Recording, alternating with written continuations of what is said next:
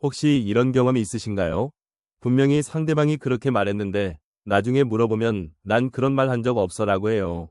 분명 내 기억은 이런데 내가 잘못 들은 건가 싶어지고요. 내 감정이 화가 나는 게 맞는데 왜 그런 것 가지고 화를 내? 라는 말을 들으면 내가 너무 예민한가 싶어지고요. 이런 경험 혹시 있으신가요? 이런 일이 한두 번이면 그냥 넘어갈 수 있어요. 근데 이게 계속 반복되면 어느 순간 자기 자신을 의심하게 돼요. 내 기억이 문제인가? 내 감정이 이상한 건가? 내가 너무 예민한 건가? 이런 생각들이 머릿속을 가득 채우죠. 오늘은 이 현상의 정체에 대해 이야기해 볼게요. 심리학에서는 이걸 가스라이팅이라고 불러요. 가스라이팅이라는 말 어디서 왔을까요? 1938년에 나온 가스등이라는 연극에서 유래했어요. 이 연극에서 남편이 아내를 미치게 만들려고 집안의 가스등 밝기를 몰래 조절해요. 아내가 불이 어두워진 것 같은데? 라고 하면 남편은 무슨 소리야? 똑같은데. 내 눈이 이상한 거 아냐? 라고 해요. 이게 반복되면서 아내는 자기 인식을 의심하게 되죠. 가스라이팅의 핵심은 상대방의 현실 인식을 조작하는 것이에요. 당신이 보고, 듣고, 느낀 것을 부정하고, 그건 내 착각이야. 넌 너무 예민해. 그런 일 없었어 라고 반복적으로 말해서 당신이 자기 자신을 의심하게 만드는 거죠. 무서운 건 이게 한 번에 확 일어나는 게 아니라 아주 천천히 조금씩 진행된다는 거예요. 심리학자 로빈 스턴은 가스라이팅이 7단계로 진행된다고 설명했어요. 1단계는 불신의 씨앗 뿌리기예요. 아주 사소한 것부터 시작해요. 그거 네가 잘못 본 거야. 내 기억이 틀린 것 같은데? 이 정도는 누구나 실수할 수 있으니까 그냥 넘어가죠. 2단계는 방어하기예요. 당신이 이상함을 느끼고 지적하면 왜 그렇게 의심해? 날 믿지 못하는 거야? 라며 오히려 당신을 나쁜 사람으로 만들어요. 3단계는 피로감 유발이에요. 같은 논쟁이 반복되면서 당신은 지쳐가요. 아, 그냥 내가 참지 뭐라는 생각이 들기 시작해요. 4단계는 자기 의심이에요. 2단계가 되면 당신은 진짜로 자기 자신을 의심하기 시작해요. 내가 정말 이상한 건가? 내 기억이 문제인가? 가스라이팅의 핵심 목표가 바로 이거예요. 당신이 당신 자신을 믿지 못하게 만드는 것. 5단계는 복종이에요. 자신을 믿지 못하게 된 당신은 상대방의 말에 의존하게 돼요. 네가 맞겠지. 내가 틀렸나 봐. 6단계는 고립이에요. 친구나 가족과의 관계가 멀어지고 상대방만 남아요. 7단계는 완전한 통제예요. 이 단계에서 당신은 자신의 현실 인식 능력을 거의 잃어버려요. 무섭죠? 근데 중요한 건 이 과정을 알면 중간에 알아챌 수 있다는 거예요. 가스라이팅이 무서운 이유는 점진성 때문이에요. 처음부터 넌 미쳤어라고 하면 당연히 도망가겠죠. 근데 처음에는 그랬나? 라는 아주 작은 의문에서 시작해요. 마치 개구리를 끓는 물에 바로 넣으면 튀어나가지만 미지근한 물에서 천천히 온도를 올리면 눈치 못 채는 것처럼요. 그래서 당하는 동안에는 모르는 경우가 많아요.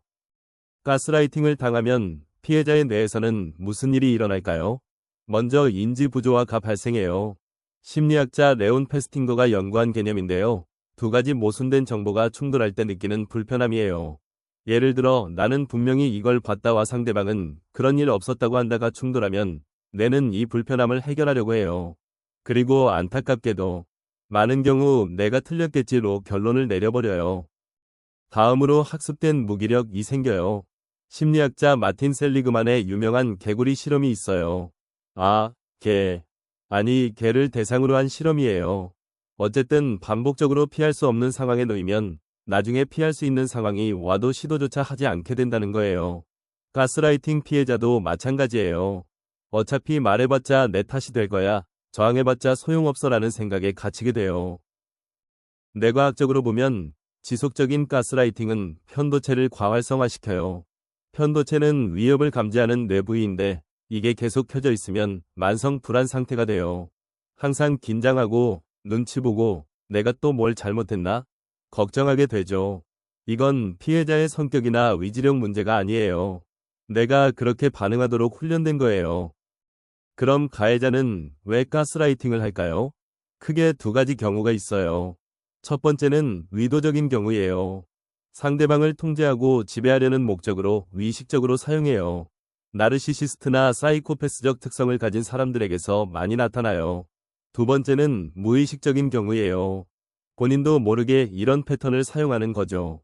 어릴 때 이런 환경에서 자랐거나 자기 보호 기제로 학습된 경우예요. 하지만 의도적이든 무의식적이든 핵심 동기는 비슷해요. 통제와 우위예요. 상대방이 자기 자신을 의심하게 만들면 관계에서 주도권을 잡을 수 있거든요. 넌 나 없이는 판단도 못해. 내가 없으면 넌 아무것도 못해라는 메시지를 심어서 상대방을 의존하게 만드는 거예요. 이게 사랑처럼 포장되기도 해요. 내가 널 위해서 그러는 거야 라면서요. 그럼 내가 가스라이팅을 당하고 있는지 어떻게 알 수 있을까요? 5가지 신호를 알려드릴게요. 첫 번째, 상대방과 대화 후에 자주 혼란스럽거나 내가 이상한가 싶은 생각이 든다. 두 번째, 자신의 기억이나 감정을 점점 신뢰하지 못하게 된다. 세 번째, 상대방에게 사과할 일이 아닌데도 습관적으로 사과하게 된다. 네 번째 신호, 친구나 가족에게 관계에 대해 이야기하기 꺼려진다. 그 사람 좀 이상한 것 같아 라는 말을 들을까 봐요. 5번째, 예전의 나와 지금의 내가 많이 달라졌다고 느낀다. 자신감이 줄고 불안이 늘고 결정을 잘 못 내리게 됐다면 점검이 필요해요. 혹시 이 중에 해당되는 게 있으시다면 그건 당신 잘못이 아니에요. 가스라이팅에서 벗어나는 방법. 첫 번째는 기록하기예요. 대화 내용, 상황, 당신의 감정을 메모해두세요. 가스라이터는 그런 일 없었어라고 하지만 기록이 있으면 아니, 있었어라고 확인할 수 있어요. 이건 당신의 현실 인식을 지키는 방법이에요. 핸드폰 메모장이든 일기장이든 어디든 괜찮아요. 두 번째는 외부 시선 확보하기예요. 가스라이터는 종종 당신을 고립시키려 해요. 친구, 가족과의 관계를 유지하세요. 그리고 그들에게 상황을 이야기해보세요. 객관적인 시선이 도움이 돼요. 만약 그건 좀 이상한데? 라는 반응이 돌아온다면 그건 당신이 예민한 게 아니라 진짜 이상한 거일 가능성이 높아요. 세 번째는 경계 설정이에요. 그건 내 착각이야 라는 말이 아니, 내 경험은 진짜야 라고 말해보세요. 처음엔 어렵겠지만 연습이 필요해요. 네 번째는 전문가 도움받기예요. 가스라이팅은 심리적 학대예요. 혼자 해결하려고 하지 않아도 돼요. 상담사나 심리치료사의 도움을 받으면 훨씬 빠르게 회복할 수 있어요. 도움을 요청하는 건 약한 게 아니에요. 오히려 용기 있는 거예요. 가스라이팅에서 벗어나도 회복에는 시간이 걸려요. 오랫동안 자기 자신을 의심해왔으니까요. 회복 과정에서 가장 중요한 건 나를 다시 믿는 연습이에요. 작은 것부터 시작하세요. 오늘 뭐 먹을까? 같은 작은 결정부터 스스로 내려보세요. 그리고 내 감정은 진짜야, 내 기억은 진짜야 라고 스스로에게 말해주세요. 처음엔 어색하겠지만 이게 당신의 자기 신뢰를 다시 세우는 과정이에요. 이 영상을 끝까지 보고 계신 분들 중에 혹시 지금 힘든 상황에 계신 분이 있을 수도 있어요. 한 가지 꼭 기억해 주세요. 당신이 보고, 듣고, 느낀 것은 진짜예요. 누군가가 아니야 라고 해도 당신의 현실은 진짜예요. 당신은 미친 게 아니에요. 예민한 것도 아니에요. 그리고 이 상황은 당신 잘못이 아니에요. 벗어날 수 있어요. 혼자가 아니에요. 이 영상이 도움이 되셨다면 구독과 좋아요 부탁드려요.